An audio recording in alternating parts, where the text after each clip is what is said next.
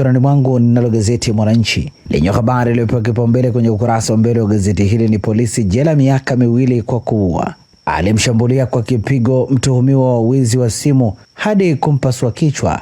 Familia ya marehemu yapinga hukumu ya dai hailingani na ukubwa wa kosa la mauaji. Habari katika ukurasa wa 4.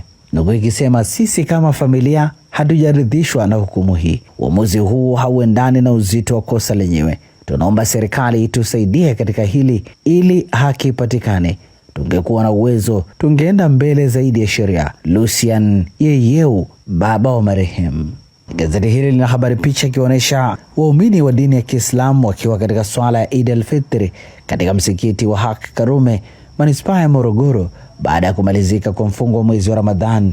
Mwananchi limeandika vita vya Iraq Israel huacha maumivu kwa wakulima. Habari katika ukurasa wa 5. Yuli Manning 1939 hadi 2026, jaji wa kwanza mwanamke aliyegeuza taswira ya sheria. Nyerere alimteua jaji, ni mwanamke wa kwanza nchini kusoma sheria. Alikuwa mwanamke pekee katika wanafunzi 14 wa kwanza wa sheria wakati UDSM inaanza mwaka 1961.